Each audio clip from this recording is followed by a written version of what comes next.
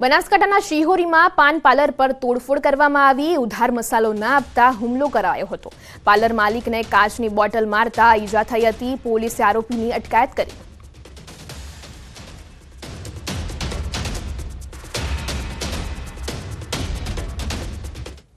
જામનગરના કાલાવાડની શાળામાં વિદ્યાર્થીને માર માર્યો। લેશન ના લાવતા આચાર્યએ માર્યો માર।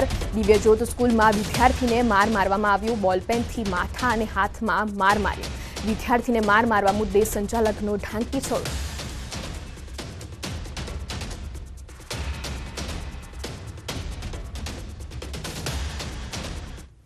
આણંદના ઉમરેઠમાં આચાર્યએ વિદ્યાર્થીને માર મારતા વિવાદ સર્જાયો। આચાર્યએ બાળકને છાતીના ભાગે લાત મારતા બાળક ઈજાગ્રસ્ત થયો હતો।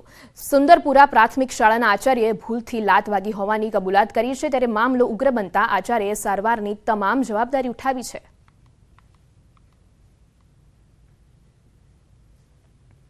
રાજકોટના ગોંડલમાં વિદ્યાર્થીને માર મારવાનો કેસ। ઘટનાને લઈને પ્રફુલ પાનસેરિયાનું નિવેદન। બંને વિદ્યાર્થીઓને સસ્પેન્ડ કર્યા છે। વિદ્યાર્થીઓ નાના હોવાથી ફરિયાદ નથી કરાઈ। ધોરણ 10ના વિદ્યાર્થીને માર મારવાનો આરોપ છે। હોસ્ટેલના રૂમ પાર્ટનરે માર માર્યો હતો।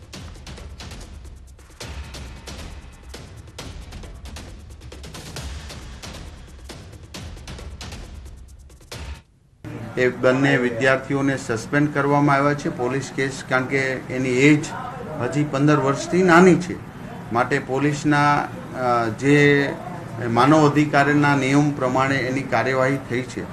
પરંતુ આ બાબત આપને જાગૃત કરે છે તમામ હોસ્ટેલ શાળાઓ, કારણ કે એ તો બાળકને પછી આખો દિવસ સાથે ન હોય, પણ આવી ચોક્કસ જાગૃતતાની પ્રેમ, દયા, કરુણાના પાઠો વિદ્યાર્થીઓને જ એના પ્રાર્થનામાં કે દર મહિને એક મોટિવેશનનો કાર્યક્રમ રાખવો જોઈએ। વડોદરામાં જીવના જોખમે વિદ્યાર્થીઓ અભ્યાસ કરતા નજરે ચડ્યા છે। મનપા સંચાલિત શાળામાં જોખમીમાં અભ્યાસ કરી રહ્યા છે। રાજા રામમોહન રાય શાળાની દયનીય સ્થિતિ સામે આવી છે। શાળામાં બિલ્ડિંગના સળિયા દેખાઈ રહ્યા છે। શાળાના પિલ્લરો પણ જર્જરિત હાલતમાં છે। બિલ્ડિંગ ઉતારી લેવા શાળાને નોટિસ અપાઈ છે।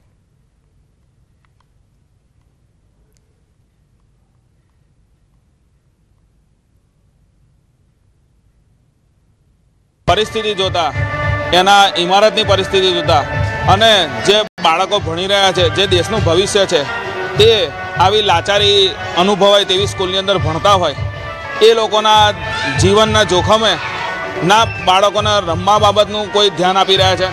પાણીની ટાંકીઓ છે, ત્યાં આગળ વેલા ઉગી ગયેલા છે, કંડમ થઈ ગયેલી હાલત છે। કેટલી જગ્યાએ પોપડા પડેલા છે। પોપડા પડી ગયેલા પોપડાને પણ ઉઠાવવાની તસ્દી અહીં આગળના જે આચાર્ય હશે કે જે જવાબદાર અધિકારી હશે એને લીધી ના હોય।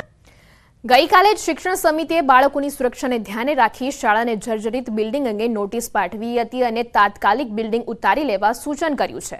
જોકે નોટિસ આપ્યા બાદ પણ પાલિકા તંત્ર પર આરોપ લાગ્યા છે કે પાલિકાએ માત્ર નોટિસ આપીને સંતોષ માની લીધો છે।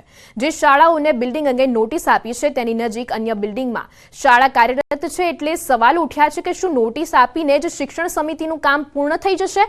સાથે જ એવો દાવો પણ કરવામાં આવી રહ્યો છે કે જો અગાઉ શિક્ષણ સમિતિએ આ બિલ્ડિંગની કાળજી રાખી હોત તો આજે શાળાને તાળા મારવાનો વારો આવ્યો ન હોત।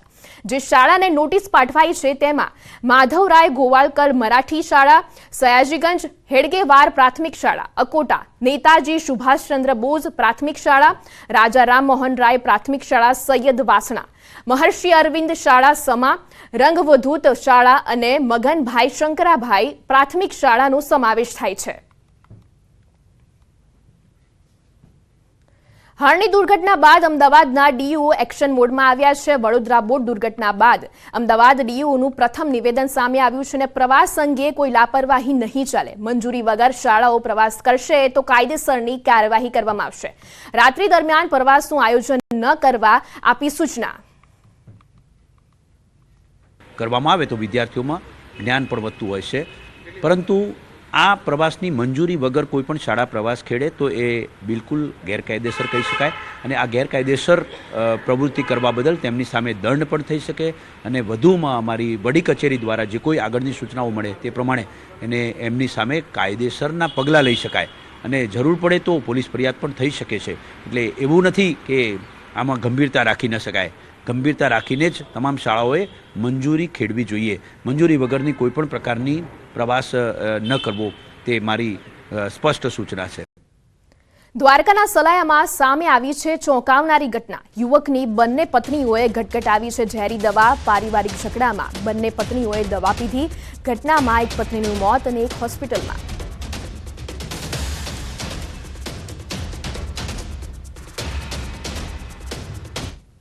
રાજકોટમાં મારામારીની વધુ એક ઘટના સામે આવી છે. કોઠારિયાના રણુજા મંદિરમાં મારામારી થઈ હતી. એક દુકાનદારે અન્ય દુકાનદાર પર હુમલો કર્યો હતો. લાકડાના ધોકા વડે માર મરાયો હતો અને મારામારીનો વિડીયો સોશિયલ મીડિયામાં વાયરલ થયો હતો. બનાસકાંઠાના લખાણી મનના મોરાલમાં મારામારી થઈ હતી. મોરાલ ગામની સ્કૂલ બહાર મારામારી થઈ. લાકડી અને ધોકાઓથી મારામારીનો વિડીયો વાયરલ થયો. રાષ્ટ્રીય ધ્વજ ફરકાવવા મામલે કેટલાક લોકો આમને સામે આવી ગયા. મારામારીમાં 4 થી વધુ લોકોને ઈજાઓ થઈ. જો કે આ વિડીયો ન્યૂઝ 18 ગુજરાતી પુષ્ટિ નથી કરતું.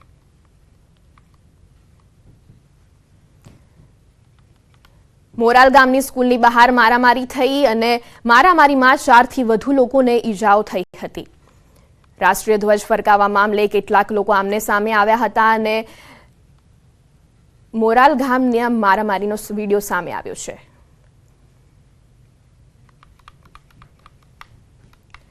મહેસાણામાં કડીના કાસવા ગામે તસ્કરો ત્રાટક્યા હતા અને મંદિરની દાનપેટી તોડી રકમ લઈ ફરાર થઈ ગયા હતા. કાનજી ભગત મંદિરમાં ચોરી કરી હતી. રિક્ષાને લઈને ચોરી કરવા આવેલા તસ્કરો ફરાર થયા હતા. પોલીસે સીસીટીવીના આધારે તપાસ શરૂ કરી છે.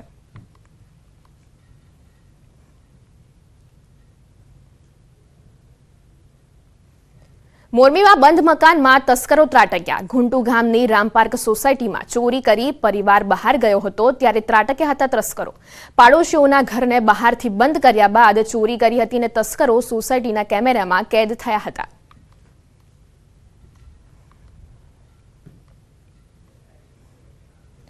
સુરતના કતારગામ વિસ્તારમાં અસામાજિક તત્વોનો આતંક સામે આવ્યો છે. 8 થી 10 શખ્સોએ કારના કાચ તોડ્યા. વાહનમાં તોડફોડ કરતા શખ્સો સીસીટીવી કેમેરામાં કેદ થયા હતા.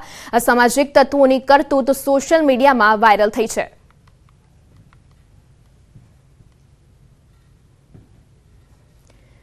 દેવભૂમિ દ્વારકામાં ટ્રાફિક જામના દ્રશ્યો સર્જાયા. કૃષ્ણનગરમાં દ્વારકા જતા અનેક વાહનોમાં રસ્તામાં ફસાયા. ખંભાળિયા દ્વારકા હાઈવે પર 2 થી 3 કિલોમીટર સુધી ટ્રાફિક જામ જોવા મળ્યો.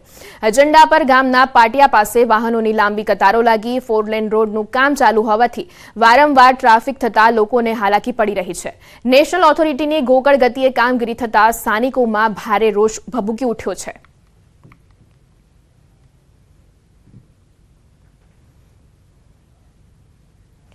ઇડલી સાંભાર ખાનારા ચેતી જજો. પંચમહાલના ગોધરા